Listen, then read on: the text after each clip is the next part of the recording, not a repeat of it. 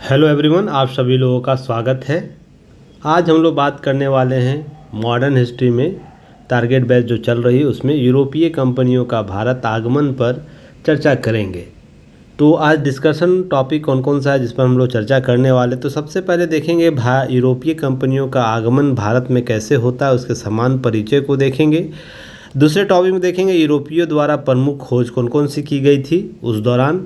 साथ ही देखेंगे यूरोपीय कंपनियों का स्थापना का क्रम क्या रहा है, एक शॉर्ट चार्ट लेख में देखेंगे। फिर भारत में पुर्तगाली, भारत में डच, भारत में ईस्ट इंडिया कंपनी तो British east India company, Bharat में डेनिश, भारत में फ्रांसीसी, और इससे संबंधित 3 महत्वपूर्ण युद्ध जो आपके प्रश्नों में, एग्ज़ाम के प्रश्नों में देखने को मिलता है। तो सभी तथ्यों की हम परख करते हुए फटाफट टारगेट सीरीज जो आप लोगों के लिए लाया गया है उस पर हम चर्चा करेंगे।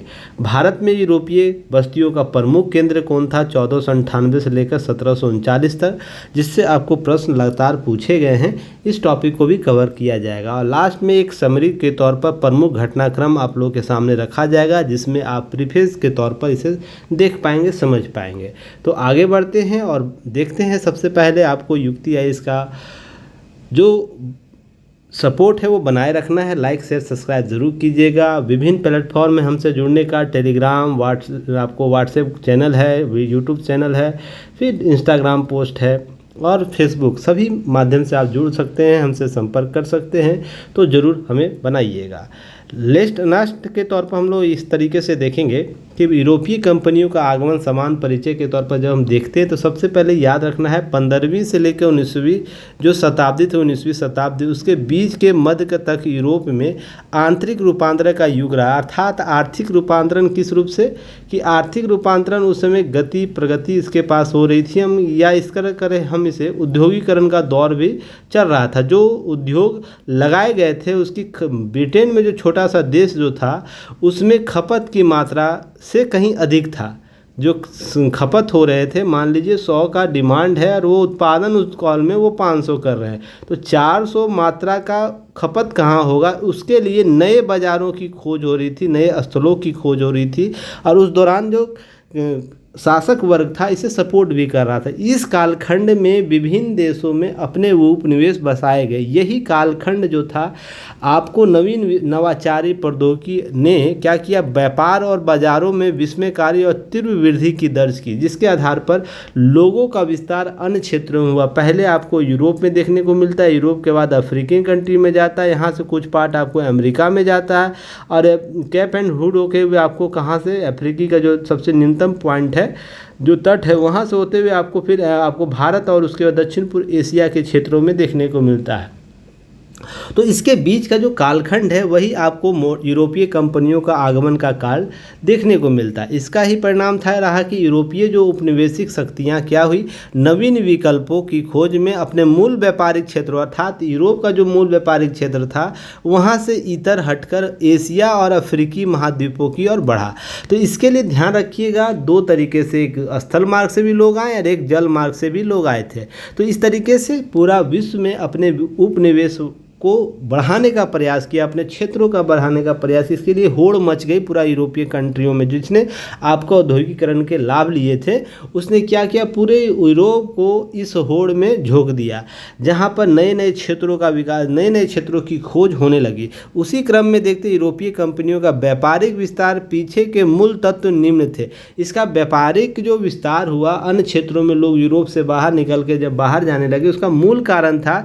तो इसके मूल कारण में सबसे पहले याद रखिएगा मार्को पोलो की चीन की यात्रा महत्वपूर्ण थी, जिसने विश्व में चीन का जो क्षेत्र था उसका विस्तार कराया और यूरोपियन कंट्रियों को उसमें आगमन के लिए प्रवेश का एक मार्ग खोल दिया। 1453 ईस्वी में तुर्क द्वारा कुस्तुतिनिया का पतन कर दिया जाता है, जिसके आधार पर नवीन क्षेत्रों का उदय आपको देखने, नवीन शक्तियों का उदय देखने को मिल जाता है। भारतीय वस्तुओं में यूरोप की मांग, जैसे रेशम, सूती वस्त्र, मसाले की मांग बढ़ जाती है, जिसके कारण जब पुर्तगाली आते उसके बाद पुर्तगाली को देखते, उसके मुनाफा को देखते हुए अन्य यूरोपीय कंट्री भी भारत की ओर विस्तार करना चाहते हैं, इसलिए इसके यूरोपीय का विस्तार का क्षेत्र का मूल कारण माना जाता है। नवीन व्यापारिक मार्गों की खोज और यूरोप में नए क्षेत्रों की खोज की होड़ ने भी यह कार्य किया कि वह अपने मूल जो यूरोपियन कंट्री थे उससे बाहर निकल के अन्य क्षेत्रों तक वो जाएं। नेक्स्ट पुनर्जागरण का कारण नवाचार को बढ़ावा दिया गया, नवीन औद्योगिक उत्पादन में वृद्धि देखी गई इस कालखंड में, जिसके बाद पूरा यूरोप क्या हुआ, पूरा यूरोप अपने विस्तार की ओर बढ़ा, बौद्धिक विस्तार की ओर बढ़ा, फिर आपको औद्योगिक विस्तार की ओर बढ़ा, फिर बाद में राजनीतिकरण भी इन क्षेत्रों का होता है। तो ये 3 महत्वपूर्ण बदलाव इस कालखंड में देखने को मिलते हैं, जहाँ से क्या होता है, मुद्रण और नक्शा के प्रयोग द्वारा प्रयोग की विद्या में वृद्धि हुई। इस तरीके से होड़ जब मची व्यापारिक क्षेत्रों पर आपको नवाचार बढ़ाने के लिए, अपने नवीन औद्योगिक क्षेत्रों के उत्पादन के लिए, तो नक्शा और मुद्रण जैसे नवीन जब तकनीक डेवलप हुआ तो इससे और भी लोगों को पहुंचने तक आसान हुआ, मार्ग आसानी से पता चलता था। तो समुद्री मार्ग का नए स्थलों मार्गों का नए खोज की गई, तो जिसके स्थान पर ये सब आपको वृद्धि देखने को मिल गई। खगोलीय प्रक्षेपणशाला, फिर कपास आदि जैसे प्रौद्योगिकीय कंपास आदि जैसे जो आपको प्रौद्योगिकीय उपकरण उपलब्धियां खोज की गई इस कालखंड में 1419-15वीं शताब्दी के आसपास और 14वीं शताब्दी के अंत में और 15वीं शताब्दी के प्रारंभ में। तो देखते हैं कंपास ने क्या किया कि एक स्थान से दूसरे स्थान तक जाने के लिए सटीक मार्ग की खोज कर दी, जिसके माध्यम से आवागमन तेज हो गया, लोगों को भटकाव कम हो गया। इसके जो खतरे होते थे रास्ते में कि मान लीजिए हम यहाँ से चले, कंपास पहले नहीं हुआ करता था, बस सूर्य और तारे जो हुआ करते थे उसके आधार पर ही हम दिशाओं का निर्धारण करते थे। रात में तारों के और दिन में सूर्य के दिशा के आधार पर हम आकलन करते थे, तो भटकाव ज़्यादा हुआ करता था। तो इस तरीके से कंपास ने क्या किया, सही दिशा देने का प्रयास किया। व्यापारियों और व्यवसायियों के बैंकरों का उदित वर्ग हुआ, जो पैसे वापस आते थे। तो टोकन सिस्टम, बाद में हम लोग चर्चा करेंगे टोकन सिस्टम क्या है, इस पर आपको देखने को मिलता है कि विस्तार होता गया और लोग इसके साथ जुड़ते गए। इस तरीके से देखते हैं कि महत्वपूर्ण उपलब्धियां साथ में बढ़ी। इस तरीके से हम देखते हैं कि यूरोप में अलग ही डिमांड होगी क्षेत्रों की। इस तरीके से लोग एक दूसरे के साथ अपने व्यापारिक उद्देश्यों की पूर्ति के लिए खोज करना शुरू कर दिया। तो यूरोपियों द्वारा प्रमुख खोज कौन कौन सी की गई थी, सबसे पहले हम देखें तो 1492 में अमेरिका कोलंबस के द्वारा, जो स्पेन का वासी था, उसने कोलंबस ने क्या किया, आपको अमेरिका की खोज कर दी। उसके भारत 1498 जस्ट, हालांकि ध्यान रखिएगा शुरुआती दौर में जो स्थल मार्ग से जो व्यापार हुआ करता था तो एशिया का लोग मार्ग जानते थे, एशिया के बारे में जानते थे, ऐसा नहीं कि पूरी तरह एशिया से अनभिज्ञ लोग थे। तो यहाँ पर ध्यान रखना, ये स्थलीय जो खोज की गई ना वो जलीय मार्ग के माध्यम से खोज की गई थी। तो निकला था लोग था पूर्वी एशिया की ओर हम जाएंगे, पर उन्हें गलती से क्या हुआ कि कोलंबस चला गया 1492 अमेरिकी क्षेत्र में। जो स्पेन का यह यात्री था जिसने 1492 में अमेरिका की खोज की। 1498 में भारत की वास्को डी गामा पुर्तगाल का यात्री था। उसके बाद न्यूजीलैंड की खोज 1642 में की गई तस्मान हॉलैंड के द्वारा, हॉलैंड का ये वासी था। उसके 1770 में ऑस्ट्रेलिया की खोज की गई। यह कैप्टन जेम्स क्रूक जो ब्रिटेन का था निवासी था, उसके द्वारा खोजी गई। तो यहाँ से जरूर लिस्ट नाम याद रखिएगा, एक प्रश्न जरूर पूछा जाता है, रिवीजन आपको PYQ प्रीवियस ईयर क्वेश्चन देखते हैं तो आपको यहाँ से दिख जाएगा। नेक्स्ट हम बात करेंगे इसी के साथ यूरोपीय कंपनियों का स्थापना का क्रम क्या था। तो सबसे पहले याद रखिएगा पुर्तगाली जो 1498 आए, उसमें दिल्ली का शासन के यहाँ बात हो रहा है, ठीक है ना। दिल्ली में कौन कौन से शासक थे, हालांकि पुर्तगाली जुमरिन के काल में आते हैं, ध्यान रखिएगा। सबसे पहले सिकंदर लोदी जो उसमें कालखंड में था 1489 से लेकर 1517, तो दिल्ली में किसका शासन था, सिकंदर लोदी का। नेक्स्ट हम अंग्रेज जब आते हैं 1600 ईस्वी में एज ए कंपनी के तौर पर, तो अकबर का शासन हुआ करता था 1555 से लेकर 1605 ईस्वी तक।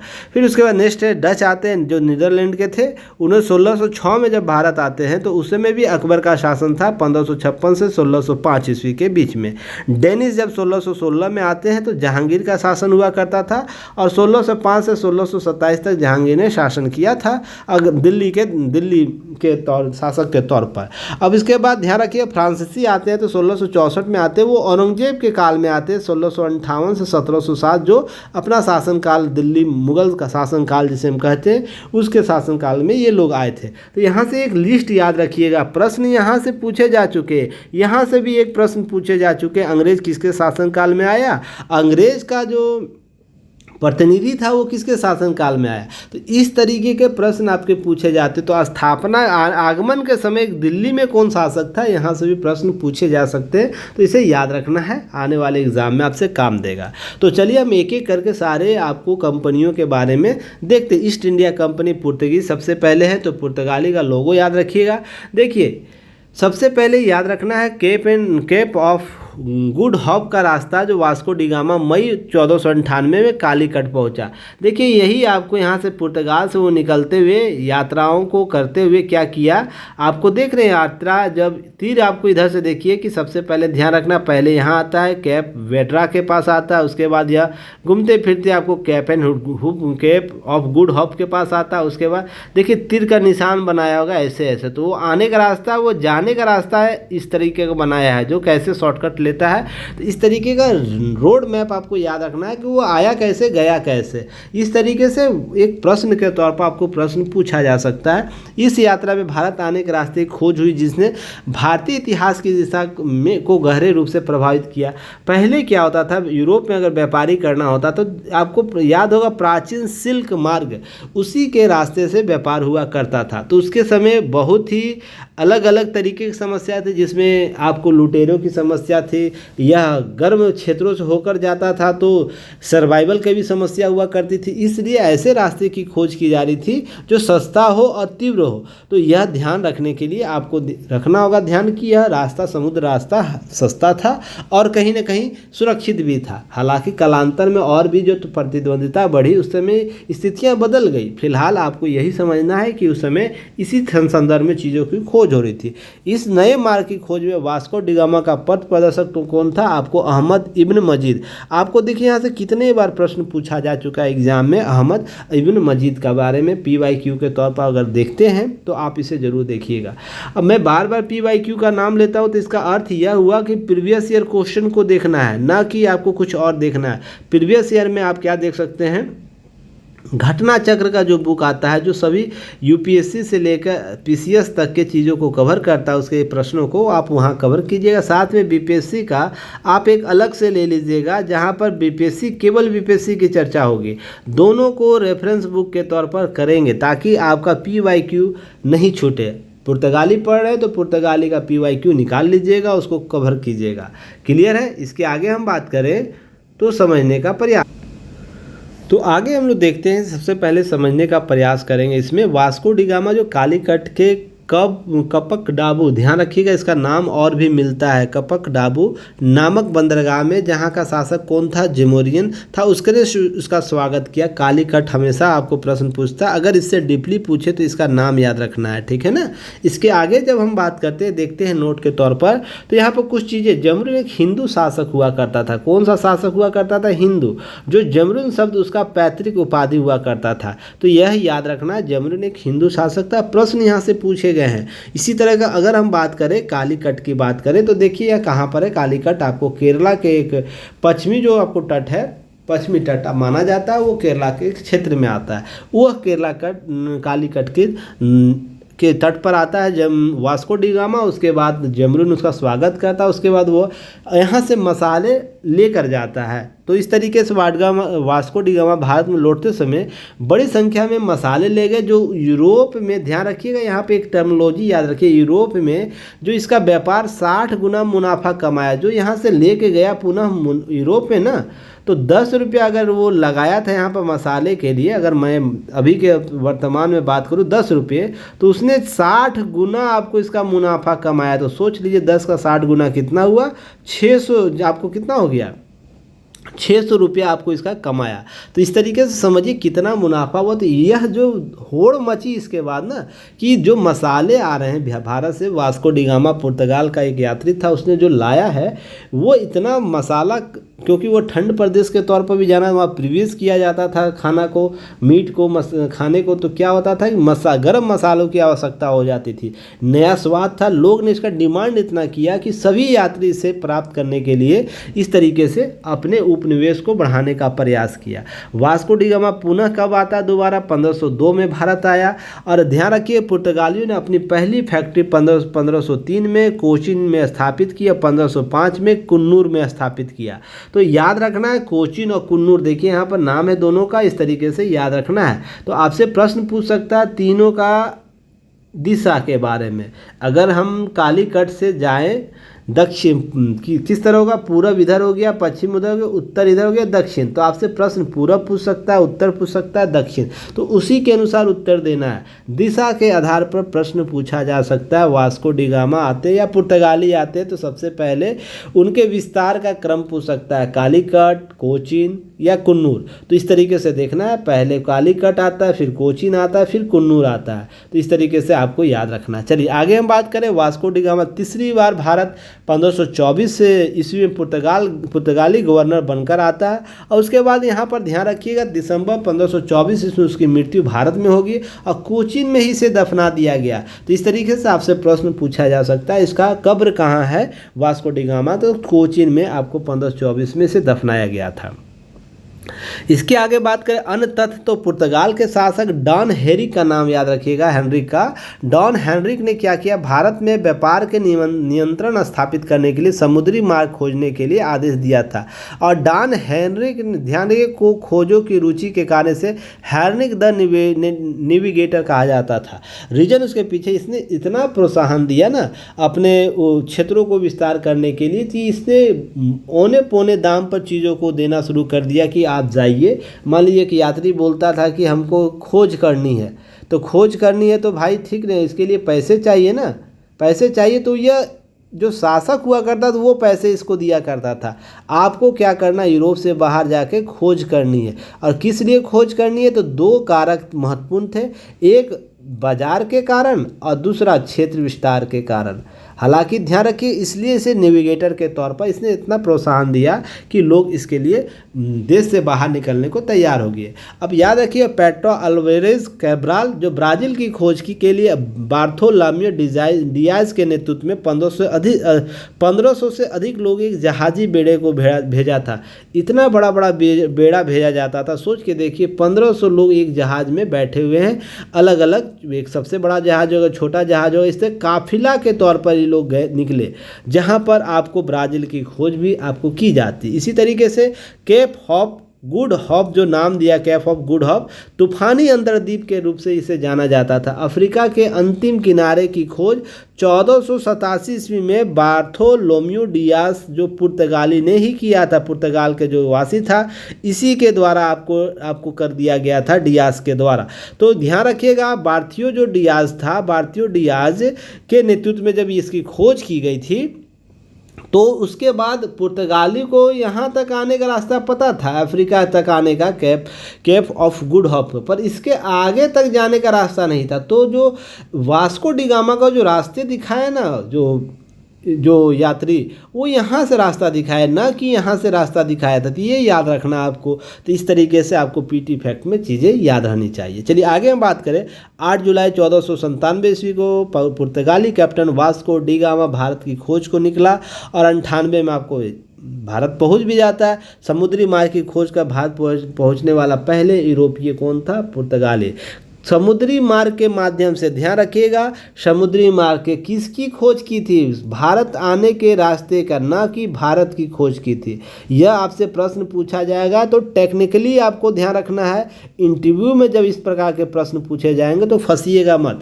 भारत के रास्ते की खोज की थी, ना कि भारत की खोज की। भारत तो पहले से ही लोग जान रहे थे, जब हम आपको स्थल मार्ग से व्यापार हुआ करता था भारत का। तो इस तरीके से आपको ध्यान रखना है, थोड़ा सा माइंड सेट करके रखना, कंफ्यूज नहीं होना।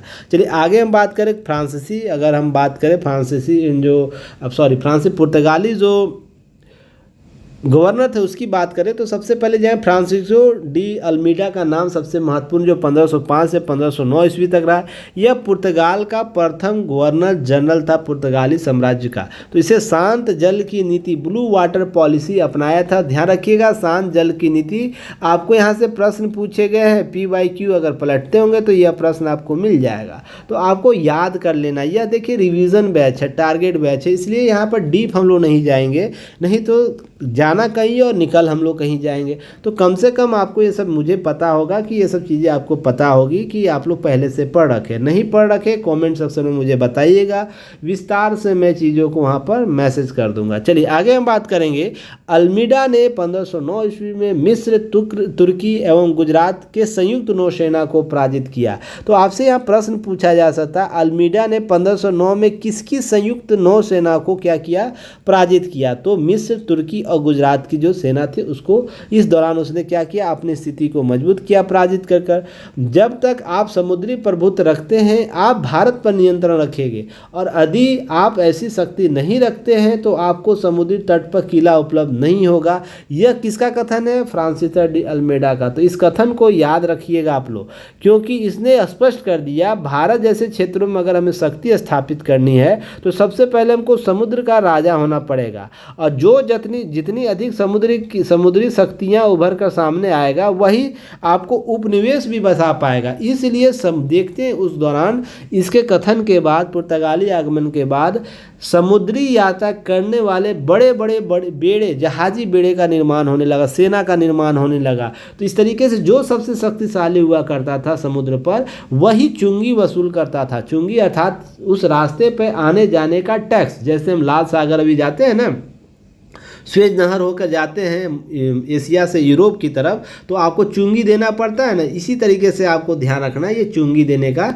शक्ति उपलब्ध कराता था। इसके अतिरिक्त अगर हम बात करें नेक्स्ट, तो अल्फासो दी अल्बुकुर्क, ध्यान रखिए अल्बुकुर्क, यह 1509 से लेकर 1515 तक ईस्वी तक यह वास्तविक संस्थापक माना जाता है पुर्तगाली शक्ति का। तो इस तरीके से 1503 ईस्वी में वह स्क्वाड्रन कमांडर के तौर पर भारत आया, जबकि 1509 ईस्वी में उसे वारसराय नियुक्त किया गया। इस तरीके से आप देखते हैं 1510 ईस्वी में क्या होता है, उसने गोवा को बीजापुर के शासक आदिल शाह से छीनकर अपने अधिकार में कर लिया और 1661 ईस्वी में पुर्तगालियों के अधीन कर लिया। तो आपसे यहाँ से प्रश्न पूछा जा सकता है, तो इसे याद रखना है, पहले भी प्रश्न पूछे जा चुके हैं PYQ के तौर पर कि बीजापुर के शासक किसको हराकर किसने गोवा को अपने पुर्तगाली साम्राज्य में शामिल किया? तो किसने किया? अल्बुकर्क के द्वारा किया गया। कब किया गया? 1610 ईस्वी में। तो ध्यान रखिए यह कब तक रहा? 1961 तक, जब तक इसने भारत में अधीन करके गोवा को केंद्र शासित प्रदेश पहले नहीं बना लिया जाता है, फिर उसके बाद आपको राज्य के तौर पर इसे दर्जा दे दिया जाता। तो कॉमेंट सेक्शन में मुझे बताइएगा गोवा को कब दर्जा दिया गया, राज्य का दर्जा कब दिया गया, कमेंट सेक्शन में मुझे बताइएगा। चलिए आगे हम बात करें कि अल्बुकर्क ने 1511 ईस्वी में मलक्का, 1515 ईस्वी में फारस की खाड़ी के हरमुनिस बंदरगाह पर अधिकार कर लिया। तो आपसे प्रश्न यहाँ से भी पूछा जा सकता है, अल्बुकर्क ने मलक्का कहाँ है? मलक्का आपको देखते हैं दक्षिण पूर्वी एशिया का जो क्षेत्र है, आपको मलक्का यहाँ जो आपको जापान चीन जाने के क्षेत्र का एक क्रॉस बॉर्डर के तौर पर काम करता है, जल संधि के तौर पर काम करता है। तो यहाँ पर मलक्का और 1505 में फारस की खाड़ी में जो हरमुन था, आपको हरमुन बंदरगाह, उसको भी आपको कर लिया। फारस कहाँ है? तो यहाँ पर फारस है। तो इस तरीके से देखते हैं पूर्वी और पश्चिमी जो क्षेत्र था, मुख्य मार्ग जो जल व्यापार का मार्ग था, उसमें अल्बुकर्क ने अधिकार जमा लिया। इसी के लिए इसे वास्तविक संस्थापक के तौर पर माना जाता था। कहने का अर्थ है कि भारत के आने और जाने के स्थलीय मार्ग को इसने क्या किया? रोक दिया। यहाँ पर समुद्री मार्ग के माध्यम से भी जाया जाता था, तो लोग यहाँ से आके ऐसे ही जाते थे पहले, ठीक है ना, या तो चीन के रास्तों के सिल्क मार्ग का उपयोग करते थे। तो यहाँ पर इसने क्या किया? इन दोनों मार्गों पर अपने अधिकार जमा लिए। तो भारत से यूरोप जाना है या पूर्व से हमें यूरोप के क्षेत्र में जाना है तो पहले चुंगी देना होगा, किसको? पुर्तगाली को। तो इस तरीके से वो वास्तविक शक्तियों का क्या किया? उद्भव कर पाया। अल्बुकर्क ने भारतीयों से विवाह की नीति अपनाई, प्रोत्साहित किया। तो आपसे प्रश्न पूछा जा सकता है विवाह की नीति किसने डेवलप किया था? तो पुर्तगाली अल्बुकर्क ने। तो यह ध्यान रखना, ये क्यों? क्योंकि यहाँ से देशीकरण किया जा सके। यहाँ से मान लीजिए देसीकरण होगा तो देसी नस्लें जन्म लेंगी, जिसके आधार पर हम सत्ता का स्थापना कर पाएंगे। इस तरीके से चीज़ों को हम बढ़ा पाएंगे। यही अल्बुकर्क का मूल मकसद था। सती प्रथा का विरोध करने वाला प्रथम यूरोपीय कौन था? यही था, अल्बुकर्क था। तो आपसे यहाँ से प्रश्न आपको पूछा जा सकता है, तो इसे ध्यान से अच्छे से कवर करना। उसने अपने क्षेत्र में यह प्रथा बंद करवा दिया था। अल्बुकर्क की मृत्यु गोवा में, इसकी कब्र गोवा में है। तो वास्को डी गामा की भी कब्र जो है गोवा में ही है, और अल्बुकर्क की भी कब्र कहाँ है? गोवा में। इस तरीके से आप देखते हैं कुछ चीज़ों को बदलाव के साथ होते हुए। चलिए नेक्स्ट हम बात करें नाना दू कुल्हा की बात करेंगे। तो यह नूनो दा कुल्हा जो था 1529 से लेकर 1538 ईस्वी तक शासन किया। उसने कोचीन के जगह गोवा को क्या किया? राजधानी बनाया। और ध्यान रखिए, गोवा को राजधानी बनाया तो यह PYQ में आपको देखने को मिलेगा। सबसे पहले किस पुर्तगाली वायसराय ने गोवा को राजधानी बनाया अपने साम्राज्य का? यह प्रश्न आपको देखने को मिलेगा। तो 1534 ईस्वी में बेसिन तथा 1535 ईस्वी में द्वीप पर द्वीप पर जो दमन द्वीप है उस पर क्या करता है? अधिकार जमा लेता है। इसने अपने मुख्यालय के तौर पर हुगली में कई पुर्तगाली नागरिकों को बसाकर बंगाल में पुर्तगाली प्रभाव की वृद्धि का प्रयास करता है। और यहाँ से प्रश्न भी पूछे जा चुके हैं। अगर हम बात करें, पुर्तगालियों ने एक हाथ में तलवार, दूसरे हाथ में क्रूस, अर्थात जो ईसाई लोगों का जो क्रॉस होता है, उसे क्रूस पर ईसा मसीह की मूर्ति लेकर भारत में प्रवेश किया। अत्यधिक सोना देखकर क्या हुआ? उन्होंने अपने जेबें भरने की जो क्रूस मूर्ति की एक तरफ रख दिया और उससे एक हाथ में समेटने में अक्षम जो पुर्तगालियों ने अपनी तलवार को भी आगे छोड़ दिया। उसके बाद आने वाले यूरोपीय शक्तियों ने उन्हें इस स्थिति में देखकर सुगमता से पराजित कर लिया। ये कथन किसका है? तो ध्यान रखिएगा, यह कथन अल्फांसो डी सूजा, भारत में पुर्तगाली गवर्नर जो 1542 से 45 तक था, उसका था। अब यह क्यों कारण था? क्योंकि इसके बाद भ्रष्टाचार आपको देखने को मिल जाता है पुर्तगाली वायसराय में, क्योंकि यहाँ पर कोई शक्ति नहीं थी कि पुर्तगाल की कोई शक्ति नहीं थी, शासकीय शक्ति नहीं थी जो भारत में उसका नियंत्रण कर सके। यहाँ का जो वायसराय था वही समझिए क्षेत्र का राजा हुआ करता था। इस प्रकार से उसने बिहेव करना शुरू कर दिया। इस तरीके से प्रशासनिक, राजनीतिक और शक्ति के तौर पर, आर्थिक तौर पर यह आपको यहाँ पर भ्रष्टाचार देखने को मिला। यही बात आपको यहाँ पर देखने को अल्फांसो डी सूजा के द्वारा बोली जाती है 1542 से 45 के बीच। तो इस तरीके से आपको पुर्तगाली के संदर्भ में चीज़ों को याद रखा है। अगर अन्य तथ्य की हम बात करें तो ध्यान रखना है, 1613 ईस्वी में मुगलों को पुर्तगालियों ने प्रथम संघर्ष जहांगीर के समय सूरत में हुआ। तो आपसे यहाँ प्रश्न पूछा जा सकता है, 1613 में जहांगीर के शासनकाल में पुर्तगालियों का प्रथम संघर्ष होता है। उससे पहले 2-3 शासक पहले हो रखे थे, फिर भी युद्ध नहीं होता, क्योंकि यह मुगल साम्राज्य में हस्तक्षेप नहीं करते। मुगल साम्राज्य में हस्तक्षेप कर रहे जिस दिन जहांगीर के शासनकाल में युद्ध होना शुरू हो गया। इस तरीके से आपको याद रखने, शाहजहाँ के समय 1632 ईस्वी में चटगांव एवं हुगली ने पुर्तगालियों से में संघर्ष हुआ। ध्यान रखिए, पुर्तगालियों के समय संघर्ष हुआ। इसका परिणाम मुमताज महल की नौकाओं को पुर्तगालियों द्वारा क्या हुआ? आपको अपहरण कर लिया गया। तो इस तरीके से प्रश्न आपको पूछे जा सकते हैं। औरंगजेब के समय समुद्री डाकियों से संबंध के कारण पुर्तगालियों से संघर्ष हुआ। उस समय बंगाल का गवर्नर शाइस्ता खां था। इस तरीके से प्रश्न आपको पूछे जा सकते हैं। उस समय बंगाल का शासक समुद्री डाकियों का जब हुआ था, कौन था? शाइस्ता खां था। इस तरीके से आपको प्रश्न पूछे जा सकते हैं।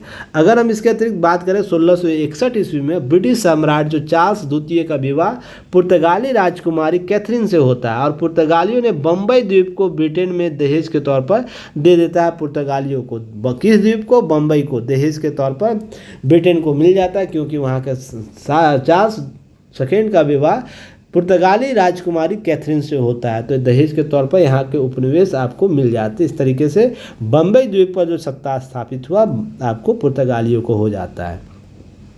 अब संतरा, लीची, बादाम, अनानास एवं काजू का प्रवेशन अन्य देशों में भारत में पुर्तगालियों से माध्यम से हुआ। तो पुर्तगालियों ने भारत में कौन कौन से आपको फल और सब्जियों का, वो जब आपको एक चार्ट मिलेगा जहां पर आपको प्रश्न देखने को मिल जाएगा।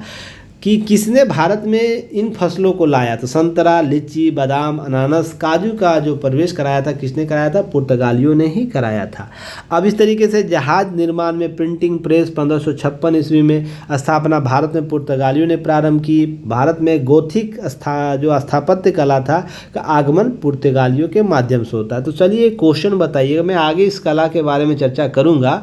फिलहाल आपको एक क्वेश्चन बताना, ये गोथिक कला स्थापत्य कला का उदाहरण कहाँ मिलता है? आपको किन किन क्षेत्रों में? क्या बिहार में मिलता है? आपको कोचिन में मिलता है तो कौन क्षेत्र में? यहाँ पर किसकी स्थापत्य आपको विख्यात है इसके लिए? गोथिक कला के लिए। चलिए कमेंट सेक्शन में बताइएगा, हालांकि आगे मैं चर्चा करूंगा।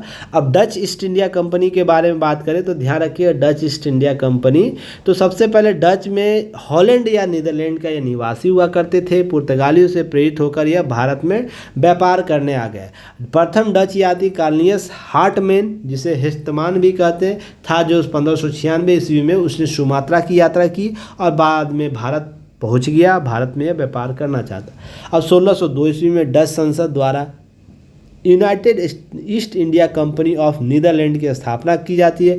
प्रश्न के तौर पर याद रखिएगा, व्यापार करने वो पहले आ जाते हैं, पर ध्यान रखिएगा 1602 में कंपनी के तौर पर आते, इसलिए आपको कभी कभी देखेंगे इससे पहले कंपनी ब्रिटेन आपको देखने को मिल जाएगा। अभी मैं चर्चा करूंगा आगे। एज ए कंपनी के तौर पर सबसे पहले कौन आ जाते हैं, तो इस तरीके से आपको कन्फ्यूजन नहीं होना है।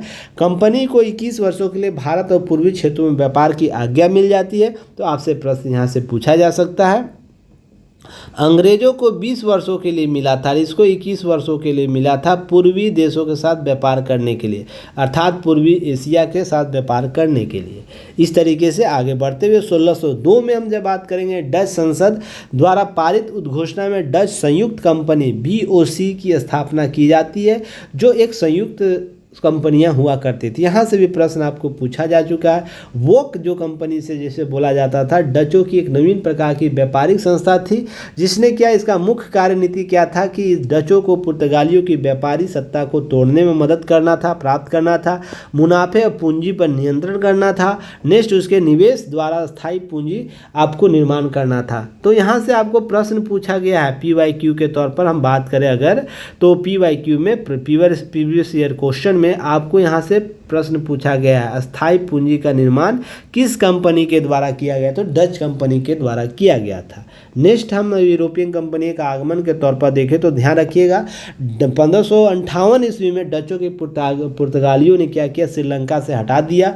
पुर्तगालियों को श्रीलंका से हटा दिया था, डच वहाँ जीत जाते हैं। 1609 में जो एम्स्टर्डम था में एक्सचेंज बैंक, और 1614 ईस्वी में क्रेडिट बैंक ऑफ एम्स्टर्डम के आपको आरंभ किया जाता। तो यहाँ से प्रश्न आपको ही पूछा जा सकता है। तो इस तरीके से क्या होता है, डच व्यापारिक व्यवस्था सहकारिता आधारित, कार्टेज पर आधारित था। तो ये कार्टेज क्या था, सहकारिता कार्टेज क्या था? तो ये कार्टेज एक महत्वपूर्ण आपको टर्मोलॉजी था जिसके आधार पर आपको व्यापारिक किया जाता था। कार्टेज का समान अर्थ हम बात करें, एक परमिट से हुआ करता था। क्या परमिट हुआ करता था? और हिंद महासागर में व्यापार करने वाले भारतीयों, अरबी और मुगलों को भी अरब सागर में जाने के लिए परमिट लेना पड़ता था, और इसके बदले में पुर्तगाली सुरक्षा उपलब्ध कराते थे। सबसे पहले ध्यान रखिएगा, कार्टेज पर आधारित थी, जो इसका शुरुआत पुर्तगाली ने ही कर रखा था, पर ध्यान रखिएगा सुरक्षा उपलब्ध कराया जाता था। पुर्तगाली अधिकारी जो थे, अधिकार वाले क्षेत्रों में व्यापार करने के लिए मुगल बादशाह अकबर को भी कार्टेज लेना पड़ता था। तो इस तरीके से देखते हैं, बाहर के लोग आके भारतीय सीमा जो समुद्री सीमा था उस पर अधिकार कर लेता है। अगर व्यापार करना, यहाँ से गुजरना है, तो आपको क्या देना, एक चुंगी देनी परमिट के लिए, जिसे कार्टेज व्यवस्था कहते थे। उसी व्यवस्था को इसने क्या किया, सहकारिता अर्थात कार्टेल के तौर पर विकसित करता है। और यह इंडोनेशिया का डच कंपनी क्या थे, मसालों के लिए इंडोनेशिया पर निर्भर था, वहाँ से बहुत पैसा कमाता, मुनाफा कमाता है। इस तरीके से आप देखते हैं डच कंपनी के बारे में। इस तरीके से देखते हैं कि कार्टेज व्यवस्था एक नवीन प्रक्रिया को जन्म देता है, जहां पर मुगल जो शासक हुआ करते थे वो भी वो चुंगी देकर व्यापार किया करते थे। तो आपसे प्रश्न पूछे तो आप कन्फ्यूजन में मत रहिएगा कि बंगाल के जो शासक थे या तो मुगल शासक थे या किसी प्रकार के क्षेत्रीय शासक थे, वो व्यवस्था में, चुंगी व्यवस्था में वो पैसा नहीं दिया करते थे। इस तरीके से डच कंपनी मसालों के व्यापार के लिए इंडोनेशिया पर निर्भर थी।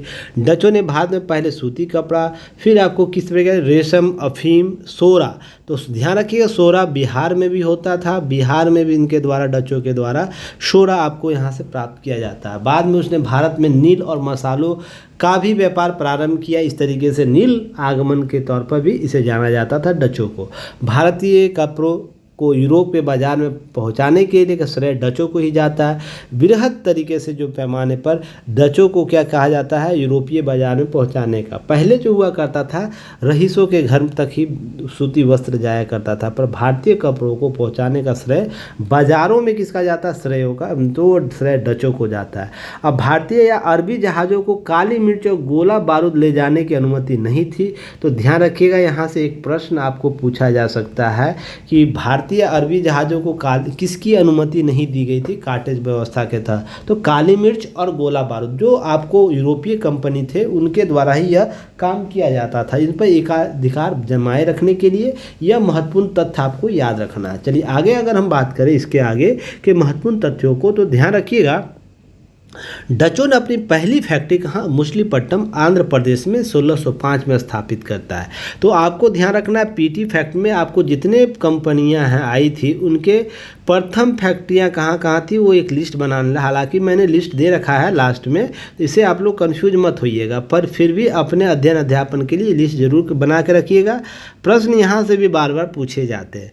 इस तरीके से अगर हम देखें पुर्तगालियों को पराजित कर डचों ने अपनी फैक्ट्रियाँ कहाँ कहाँ स्थापित की, तो पुल्लीकट का नाम याद रखिएगा, सूरत, चिनसुरा, कासिम बाजार, पटना याद रखना है। डचों ने फैक्ट्रियाँ स्थापित की थी, कोचीन आदि स्थानों पर स्थापित किया। तो इस तरीके से आपको देखते हैं डचों का आगमन बिहार तक के क्षेत्रों में भी होता है, जहाँ पर इन्होंने अपने व्यापारिक फैक्ट्रियाँ स्थापित की थी। फैक्ट्रियाँ का मतलब वर्तमान स्थिति में जो फैक्ट्री होता है वो नहीं समझना है। यहाँ पे एक मकान ले लिया जाता था जहाँ पर वेयर हाउस के तौर पर इसका स्थापना किया जाता था। अर्थात कोई मान लीजिए दूर दराज से कोई वस्तु को लाया जाता था तो इस वेयर हाउस में रखा जाता था। ये वेयर हाउस हमेशा आपको जल जहाँ हुआ करता था, जल निकासी का क्षेत्र, वहाँ स्थापित किया जाता था। अधिकतर आपको फैक्ट्रियाँ आपको देखने को मिलती और यहाँ स्टोरेज करके क्या किया जाता था, इस जहाज़ में बैठा के फिर जहाज़ पानी के माध्यम से आपको समुद्र के माध्यम से यूरोप के कंट्री में भेजा जाता था। तो आप फैक्ट्री का मतलब यह नहीं समझ लीजिएगा कि वर्तमान में जैसे बड़े बड़े मशीनरी लगाए जाते थे वो नहीं हुआ करता था। यह वहाँ पर वेयर हाउस के तौर पर काम किया करता था। क्लियर हो गया? इस तरीके से वहाँ पर इस तरीके के निर्माण किए गए। अब इसके अतिरिक्त कुछ जानकारी और लगना है। डचों ने बंगाल, गुजरात, कोरोमंडल में कपड़ा और सिल्क, यमुना घाटी और मध्य भारत से नील, बिहार में साल्टपीटर अर्थात सोरा, अफीम और गंगा घाटी में चावल का उत्पादन किया। तो इस तरीके से आपसे प्रश्न यहाँ से पूछा जा सकता है, इसे याद रखना है। साल्टपीटर जिसे सोरा बोलते थे वो कहाँ से, बिहार से। सिल्क कहाँ से, यमुना घाटी मध्य भारत से। और कपड़ा और सिल्क की हम बात करें तो ध्यान रखिए कपड़ा और सिल्क आपको डचों ने बंगाल, गुजरात, कोरोमंडल क्षेत्र से प्राप्त किया। नील खेती की बात की यमुना और मध्य भारत के क्षेत्र से। 1606 में डचों ने गोलकुंडा के शासक के एक फरमान प्राप्त हुआ जिसे भारत में कोरोमंडल तट पर मुस्लिमपट्टनम, वर्तमान में मछलीपट्टनम भी बोलते हैं, एक कारखाना स्थापित करने की अनुमति से। आपको फरमान को हम गोल्डन ऑर्डर भी कहते हैं। ध्यान रखें 1606 में सुनहरा फरमान भी बोलते हैं, 1606 में गोलकुंडा के शासक के द्वारा दिया गया। तो कमेंट सेक्शन में मुझे बताना है कि इस कालखंड में 1606 में कौन सा गोलकुंडा का शासक हुआ करता था। चलिए आगे हम बात करेंगे। डच धीरे धीरे पुर्तगालियों को पराजित कर मजबूत स्थिति में पहुंच गए, परंतु 1759 ईस्वी में बेदरा का युद्ध, ध्यान रखिए कौन सा युद्ध, बेदरा का युद्ध, अंग्रेजों ने डचों को पराजित कर दिया और इस युद्ध के द्वारा भारत में डचों का पतन आरंभ हो जाता या पतन हो गया। इस तरीके से बेदरा युद्ध जो 1759 ईस्वी में हुआ था महत्वपूर्ण था। किनके बीच हुआ था? भारत आपको अंग्रेज और डचों के बीच। पूर्व में डचों की नीति मुख्यतः दो परियोजना उद्देश्यों के रूप में प्रभावित दिखता है, जिसमें कैथोलिन स्पेस अर्थात इसमें स्वतंत्रता का दुश्मन उसके सहयोगी पुर्तगाली से प्रतिशोध लेना था, अर्थात पुर्तगालियों से सहयोग लेना। दूसरा ईस्ट इंडीज में आपको वाणिज्यिक पर अधिकार अर्थात ईस्ट इंडिया जो था अर्थात ईस्ट इंडीज क्षेत्र जो था आपको क्या करना था, वाणिज्यिक उस पर एकाधिकार स्थापित करना, उद्देश्य उपनिवेश को स्थापित करना और बस्तियां कायम करना। तो यह मुख्य दो उद्देश्य से आपसे प्रश्न में पूछे पूछे तो आपको ज़रूर याद रखना चाहिए। अगर ईस्ट इंडिया कंपनी की बात करें तो ईस्ट इंडिया कंपनी से लेकर हम अंत तक जाएंगे, तो कोशिश करते हैं आज समाप्त करने की वीडियो को। जहाँ तक वीडियो हो सकता है ठीक, नहीं तो इसे 2 पार्ट में कर दें, क्योंकि यहाँ से बहुत लंबा विस्तृत है। तो कोशिश करते हैं, चलिए कल ही हम इसको वीडियो को कवर कर लेंगे। आपको